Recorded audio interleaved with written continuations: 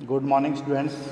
बच्चों, assessment for learning में आपकी फर्स्ट यूनिट कंप्लीट हो चुकी है।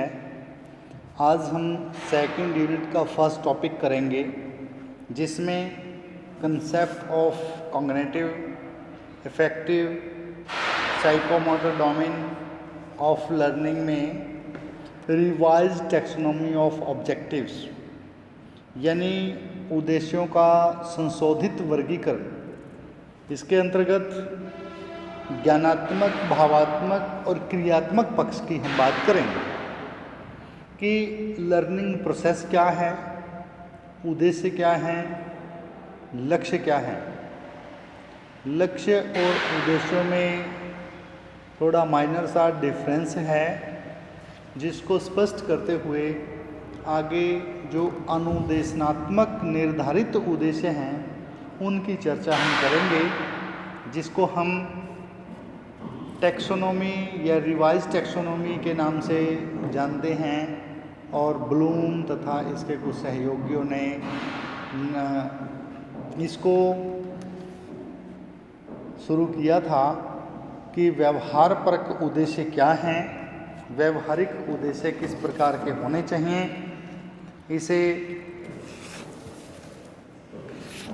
1956 में एक टैक्सोनॉमी दी, जो ब्लूम तथा उसके प्रोफेसर बीएस ब्लूम और उसके सहयोगियों ने मिलकर जिसका प्रतिपादन किया। इसके अंतर्गत शैक्षिक उद्देश्य, शैक्षिक लक्ष्य और शिक्षण उद्देश्यों के एक बीच की स्थिति है, जिसमें शैक्षिक लक्ष्यों को अधिक विशिष्ट, सीमित और सुनिश्चित किया गया है, परंतु शिक्षण उद्देश्यों से कम विशिष्ट और अधिक विस्तृत होते हैं। जो शैक्षिक उद्देश्य हैं वो सामान्य प्रयोजनों से सिद्ध होते हैं। किसी भी विषय के शिक्षण उद्देश्य शैक्षिक उद्देश्यों पर ही निर्भर करते हैं। इस प्रकार से शिक्षण उद्देश्य शैक्षिक उद्देश्यों पर आधारित होते हैं और शैक्षिक उद्देश्य शिक्षण या शैक्षिक लक्ष्य पर निर्भर होते हैं। इस दृष्टिकोण के अनुसार ही जो शैक्षिक लक्ष्य हैं वो एक विशाल सागर के समान हैं, जिसके गर्भ में अनेक जो शैक्षिक उद्देश्य हैं वो समाये हुए हैं। इसे आगे चलकर अनुदेशनात्मक या शिक्षण अधिगम उद्देश्यों के अंतर्गत भी मान लिया जाता है। इस प्रकार से ब्लूम तथा उसके सहयोगियों ने सीखने के उद्देश्य से या सीखने के उद्देश्यों का व्यवहारपरक अध्ययन करते हुए ये कहा है कि अनुदेशनात्मक और शैक्षिक उद्देश्य का वर्गीकरण करने की दिशा में अनेक विद्वानों ने अपने अपने विचार प्रस्तुत किए, अनेक विद्वानों ने अपने विचार दिए, जिसमें कि ब्लूम, प्रोफेसर बीएस ब्लूम तथा उसके सहयोगियों द्वारा 1956 में एक सराहनीय प्रयास किया गया, एक बहुत ही सफल प्रयास किया गया, जिसने अपनी रचना शैक्षिक उद्देश्यों का वर्गीकरण टैक्सोनॉमी ऑफ एजुकेशनल ऑब्जेक्टिव्स के रूप में इनका वर्णन किया। टैक्सोनॉमी का अर्थ वर्गीकरण करने की एक प्रणाली है, जिसके द्वारा शैक्षिक उद्देश्यों को बहुत ही सहज रूप में स्पष्ट किया गया है। अनुदेशनात्मक उद्देश्य का वर्गीकरण किस आधार पर किया गया कि शिक्षण अधिगम प्रक्रिया किसी पाठ्यपुस्तक या अधिगम अनुभव द्वारा विद्यार्थियों के व्यवहार में परिवर्तन लाने का एक प्रयास है। व्यवहार 3 प्रकार से होता है या व्यवहार के 3 पक्ष हैं: ज्ञानात्मक पक्ष, भावात्मक पक्ष और क्रियात्मक पक्ष। इन तीनों पक्षों के आधार पर अनुदेशनात्मक शैक्षिक उद्देश्यों का वर्गीकरण ज्ञानात्मक उद्देश्य, भावात्मक उद्देश्य और क्रियात्मक उद्देश्यों के रूप में किया गया। इस प्रकार से जो प्रोफेसर BS ब्लूम ने ज्ञानात्मक पक्ष यानी अब हम अलग अलग से ज्ञान क्या है, भाव क्या है और क्रिया क्या है, इन तीनों के जो रूप प्रस्तुत किए हैं उनका वर्णन करते हैं। क्योंकि सीखना या अधिगम करना एक ऐसी प्रक्रिया है जिसका उद्देश्य निश्चित होता है। किसी भी उद्देश्य की प्राप्ति के लिए शिक्षण में विभिन्न प्रकार की क्रियाओं का समायोजन किया जाता है। शिक्षा के व्यवहारपरक उद्देश्यों को निर्धारित छात्रों के प्रयोजनानुसार छात्र छात्राओं के व्यवहार में परिवर्तन लाने से होता है। यही कारण है कि प्रत्यक्ष या व्यावहारिक रूप से विद्यार्थी कितना कर पाते हैं, कितना विद्यार्थियों में व्यवहार परिवर्तन हुआ है, ये सीखने या अधिगम की क्रिया पर ही आधारित होता है। इन उद्देश्यों को 3 वर्गों में विभाजित किया गया। 3 उद्देश्य सीखने के निर्धारित किए गए: ज्ञानात्मक उद्देश्य, भावात्मक उद्देश्य और क्रियात्मक उद्देश्य। अब सबसे पहले ज्ञानात्मक उद्देश्य क्या है, हम इस बात पर चर्चा करेंगे, क्योंकि ज्ञानात्मक उद्देश्यों का संबंध मुख्य रूप से सूचनाएं देना, ज्ञान देना, तथ्यों को की पर्याप्त जानकारी होने आदि से है। इस प्रकार से विद्यार्थी के व्यवहार में परिवर्तन लाना, किस प्रकार से उसे ज्ञान प्रदान करना और इस ज्ञान के आधार पर ही विद्यार्थी के व्यवहार में परिवर्तन कैसे होता है। तो इसके 6 पक्ष माने गए हैं: ज्ञान, बोध, प्रयोग, विश्लेषण, संश्लेषण और मूल्यांकन। अब ज्ञान क्या है?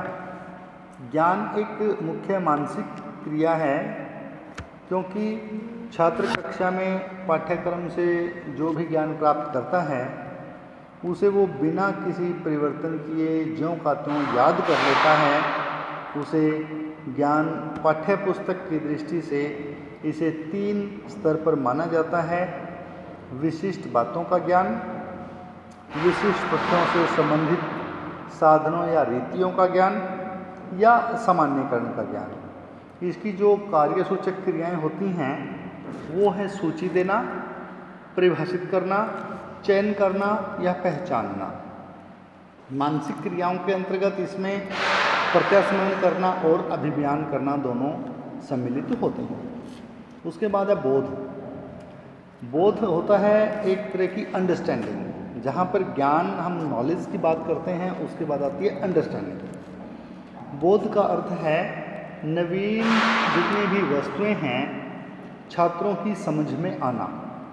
जो भी विद्यार्थी नया ज्ञान प्राप्त करता है उस नए ज्ञान को विद्यार्थियों की समझ में आने को हम बोध कहते हैं। जिस पाठ्य वस्तु का ज्ञान विद्यार्थियों ने प्राप्त किया है उन्हीं को अपने शब्दों में अनुवाद करना, पहचानना, व्याख्या करना, उल्लेख करना, उदाहरण देना और वर्गीकरण करना जब विद्यार्थी सीख जाता है तो समझा जाता है कि विद्यार्थी को उस पर्याप्त ज्ञान का बोध हो गया है, उसकी समझ आ गई है। उसके बाद विद्यार्थी करता है प्रयोग यानी प्रैक्टिकल। प्रयोग के लिए ज्ञान तथा बोध दोनों की आवश्यकता होती है, क्योंकि जब तक ज्ञान नहीं होगा और उसकी समझ नहीं होगी तब तक कोई भी व्यक्ति, कोई भी छात्र किसी भी प्रयोग में सम्मिलित नहीं हो सकता। तभी छात्र प्रयोग करने में समर्थ होते हैं जब उन्हें ज्ञान और बोध हो जाता है। और यही ज्ञान और बोध की जो सिद्धि है वो प्रयोग करने पर ही आधारित होती है, क्योंकि जब तक कोई विद्यार्थी किसी भी व्यवहार को प्रयोग में नहीं लाएगा तब तक उसे कितनी समझ है, कितना उसे ज्ञान है, इस बात की जानकारी प्राप्त नहीं हो सकती। नियमों तथा सिद्धांतों और साधनों का प्रयोग करना, छात्रों की कमजोरियों का निदान करना और छात्रों द्वारा जितना भी विषय किया गया है उसका अपने शब्दों में प्रयोग करना, ये प्रयोग के अंतर्गत आता है। उसके बाद आता है विश्लेषण करना, एनालाइज करना। उपर्युक्त तीनों उद्देश्यों के प्राप्त हो जाने के बाद इस विश्लेषण पर इस किसी भी पाठ्य विषय को विश्लेषित किया जाता है, यानी पाठ्य वस्तु के तत्वों का विभाजन करके उनका आपसी संबंध स्थापित किया जाता है, जिससे कि आदान प्रदान स्पष्ट रूप से हो सके। इसके अंतर्गत तत्वों का विश्लेषण करना, तत्व होते हैं जो उसके एक एक पार्ट होते हैं, उनका विश्लेषण करना, संबंधों का विश्लेषण करना और व्यवस्थित जो सिद्धांत हैं उनको नए रूपों में विश्लेषण करना। उसके बाद है संश्लेषण। सिंथेसिस के अंतर्गत विश्लेषण करना होता है, उसको फिर जोड़ के देखना। इसको सृजनात्मक या रचनात्मक उद्देश्य भी कहा जाता है।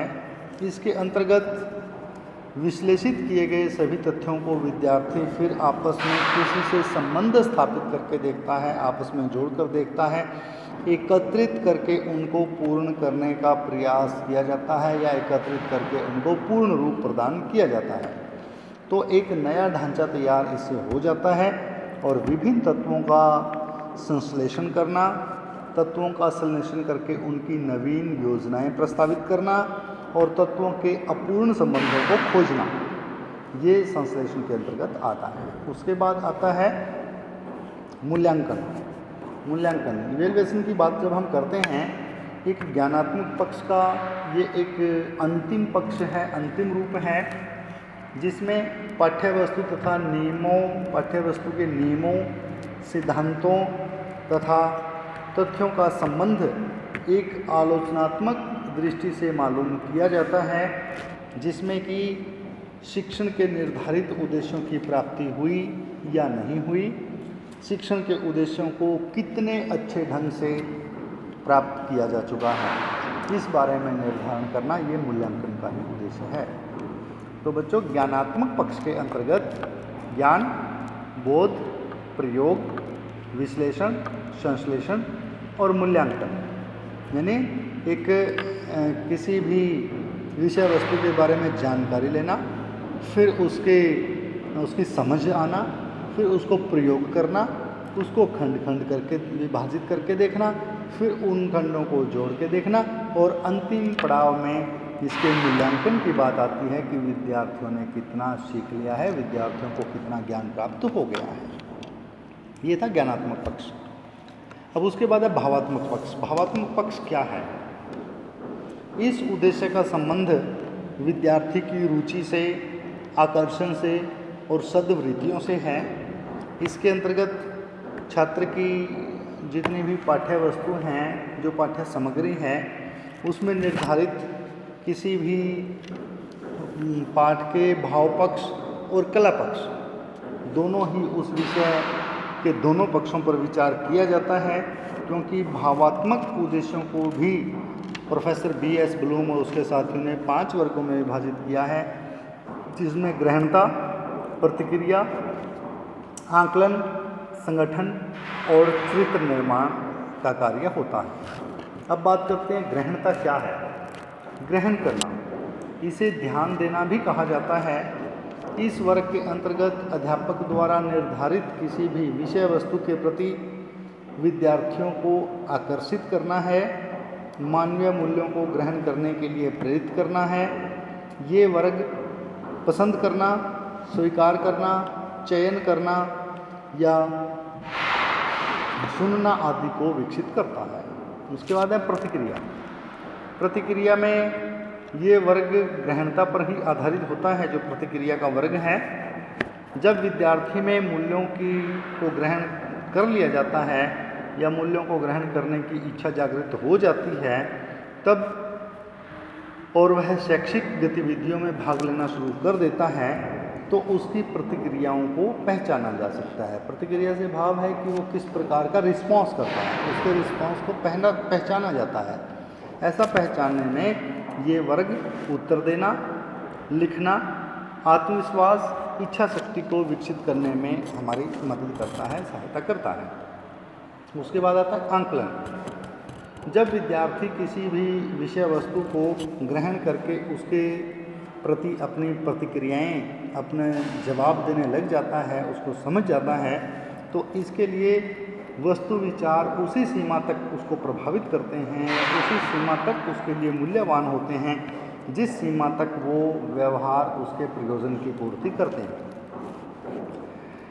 इस स्तर पर पहुंचकर विद्यार्थी में किसी विशेष मूल्यों को स्वीकार करना, रुचि उत्पन्न करने की स्थिति को ही आकलन कहा जाता है कि विद्यार्थी में उस विषय के प्रति कितनी रुचि या कितनी इच्छा जागृत हुई है, जिसमें चुनना, पूरा करना, भाग लेना, पहचानना और निश्चय करना आदि स्तर आते हैं। उसके बाद है संगठन। पहला था ग्रहणता, प्रतिक्रिया, आकलन और अब है संगठन। जब विद्यार्थी व्यक्तिगत या सामाजिक मूल्यों को ग्रहण करने लग जाता है तो उसे लगता है कि इन मूल्यों में कहीं ना कहीं कोई अंतर विरोध है। अंतर विरोध को वो जब पहचानता है, उसको अलग करके देखता है, तो इस स्थिति से बचने के लिए विद्यार्थियों को उस विषय के मूल्यों का ज्ञान करवाया जाता है जिसमें पाना, बनाना, चयन करना, जोड़ना, समन्वित करना आदि सम्मिलित होते हैं, ताकि वो उस विषय को दूसरे प्राप्त ज्ञान के आधार पर आपस में समन्वित करके देख सके, आपस में उनका संगठन स्थापित कर सके। उसके बाद है चरित्र निर्माण। ये चरित्र निर्माण मूल्यों का चरित्रीकरण की बात है, क्योंकि विभिन्न प्रकार के मूल्यों के अंतर्गत विद्यार्थी जब उन मूल्यों को आत्मसात कर लेता है तो उसमें वो भावात्मक विकास की ओर अग्रसर होता है, क्योंकि चरित्र संबंध से यह स्तर विद्यार्थी के स्थायी और व्यक्तिगत रूप लेता है, जिसमें सामना करना, बदलना, चरित्रीकरण करना, सिद्ध करना या हल करना आदि इसमें आते हैं। इस स्तर के अंतर्गत इस प्रकार के कार्यों को करवाया जाता है। यानी भावात्मक पक्ष के अंतर्गत ग्रहण करना, प्रतिक्रिया देना, आकलन करना, संगठन और चरित्र निर्माण के कार्य आते हैं। विद्यार्थी के सीखने सिखाने की प्रक्रिया में भाव जब विद्यार्थी में उत्पन्न होने लगते हैं, क्योंकि सबसे पहले यदि ज्ञान नहीं होगा फिर बोध नहीं होगा, बोध के अनुसार प्रयोग होगा, प्रयोग के अनुसार ही विद्यार्थी उनका विश्लेषण करेगा, फिर संश्लेषण करेगा और मूल्यांकन जब विद्यार्थी का हो जाता है कि उसने कितना सीख लिया है, वो कितने सीखने योग्य हो गया है, उसके बाद ही उसमें कितनी ग्रहण क्षमता है और वो ग्रहण जितना कुछ भी उसे ज्ञान प्राप्त है उनका वो उसका रिस्पांस भी देता है या नहीं, उसका उत्तर जवाबदेही रखता है या नहीं, उसके बाद ही विद्यार्थी उनको का आकलन होता है और विद्यार्थी उनमें संबंध स्थापित करता है, संगठन स्थापित करता है और बाद में ही इन मूल्यों का चित्रीकरण किया जाता है। ये है उसके ज्ञानात्मक और भावात्मक पक्ष। अब हम क्रियात्मक पक्ष की बात करते हैं। क्रियात्मक पक्ष का संबंध मांसपेशियों के विकास कार्यक्रम से है, मांसपेशियों के प्रयोग से जुड़ा हुआ है, क्योंकि शारीरिक शिक्षा, व्यावसायिक शिक्षा, तकनीकी शिक्षा, लेखन कार्य, नाट्य कला आदि में मांसपेशियाँ तथा जो अंगिक गतिविधियाँ हैं, अंगिक गतियाँ हैं, उनका बहुत अधिक महत्वपूर्ण स्थान होता है। इसका संबंध क्रियात्मक गतिविधियों के साथ साथ इसमें छात्रों के कौशल का विकास करना होता है। इस वर्ग का वर्गीकरण सिम्पसन तथा हैरो, इसके दो प्रमुख जो साथी थे, उन्होंने किया था, क्योंकि सर्वप्रथम बच्चा सबसे पहले सुनता है, फिर बोलता है, फिर पढ़ना सीखता है और उसके बाद लिखने का कार्यक्रम शुरू होता है। इसमें विभिन्न अंगों की चर्चा की जाती है। इसमें प्रत्यक्षीकरण, व्यवस्था या मनस्थिति, निर्देशित प्रक्रिया, कार्यकौशल और जटिल प्रत्यक्ष अनुक्रिया की बात की जाती है। प्रत्यक्षीकरण क्योंकि ज्ञानेंद्रियों के द्वारा बाह्य वस्तुओं के संबंध में रुचि या प्रेरणा पर आधारित है, इस प्रकार से इसको प्रत्यक्षीकरण कहा जाता है। ये एक मानसिक क्रिया है। बालक किसी भी वस्तु को छूकर, देखकर, सुनकर, सूंघकर, चखकर उनमें भेद को पहचानता है, इन योग्यताओं के बाद ही मानसिक क्रियाएं प्रारंभ होती हैं। प्रत्यक्षीकरण से भाव है किसी भी कोई पहचानना, किसी चित्र का निर्माण करना या चित्र बनाना, कुछ भी निर्माण करना, क्योंकि जब तक हमारी ज्ञानेंद्रियां ज्ञान पक्ष कार्य नहीं करेगा तब तक हमें उसका कोई सही ढंग से समझ नहीं होगी। क्योंकि विद्यार्थी किसी भी विषय को, वस्तु को कब पहचानता है, जब वो या तो छूता है, देखता है, सूंघता है, चखता है।